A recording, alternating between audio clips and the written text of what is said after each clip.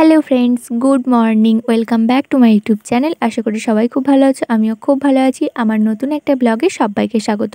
এখন বাজে সকাল 9টা মতন, আর আমার চান করা হয়ে গিয়েছে। চান করে চলে গিয়েছিলাম ছাদে ফুল তোলার জন্য, আর ফুল টুল তুলে নিয়ে এসে এখানে আমি পুজোটাও করে নিয়েছি। আর দেখো আমার বোন এদিকে সকালের খাবার বানাচ্ছে।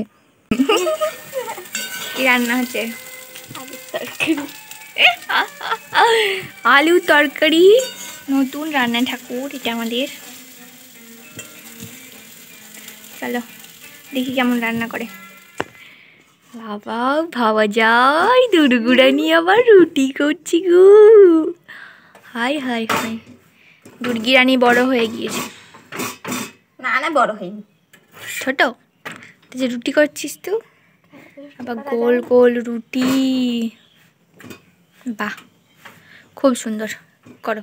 তরকারি আবার রুটি। আজকে আমাদের রান্না ঠাকুরান হচ্ছে দুর্গা দেবী।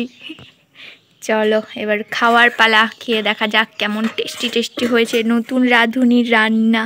রুটি প্লাস তরকারি। এখন বাজে কটা? 11টা 10। চলো এবার খাওয়া যাক।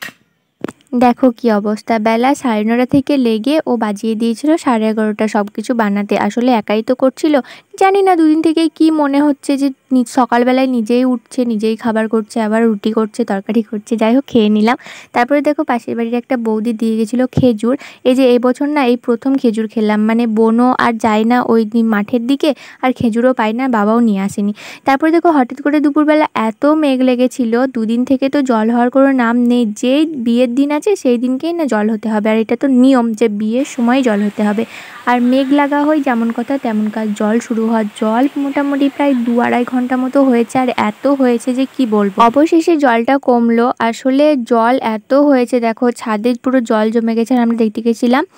আর আমাদের ছাদে অনেকটাই জল জমে থাকে, কারণ পাইপটা দেওয়া আছে অনেকটাই ছোট, ওই জন্য জলটা সঙ্গে সঙ্গে বেরোতে পারে না, পরে আবার কাউকে গিয়ে পাইপটাকে খুলে দিতে হয়। তো আমরা ওটাই দেখতে গেছিলাম, আর আমরা এমনিতেও যাই। আর এর মজাটা দেখো কি করছে।